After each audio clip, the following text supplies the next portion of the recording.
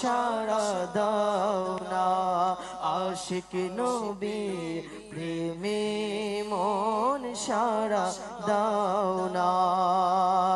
জাহানে যেদিকে তাকাই দরদি আর তো কেহ নাই, জাহানে যেদিকে তাকাই দরদি আর তো কেহ নাই। জানি যে তুমি রহমতেরি ভান্ডার ইয়া রাসূলুল্লাহ, জানি যে তুমি রহমতেরি ভান্ডার ইয়া রাসূলুল্লাহ।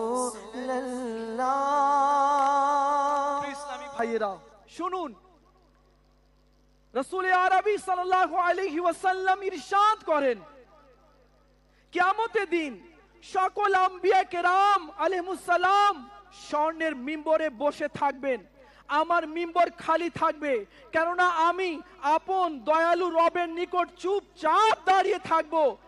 যেন এমন না হয় আমাকে জান্নাতে প্রবেশের আদেশ দিয়ে দেন আর আমার উম্মতেরা আমার অবর্তমানে কষ্টে পতিত হতে থাকবে। আল্লাহ পাক ইরশাদ করবেন, হে আমার মাহবুব, আপনার উম্মতের ব্যাপারে সেটাই সিদ্ধান্ত নিব যা আপনার ইচ্ছা।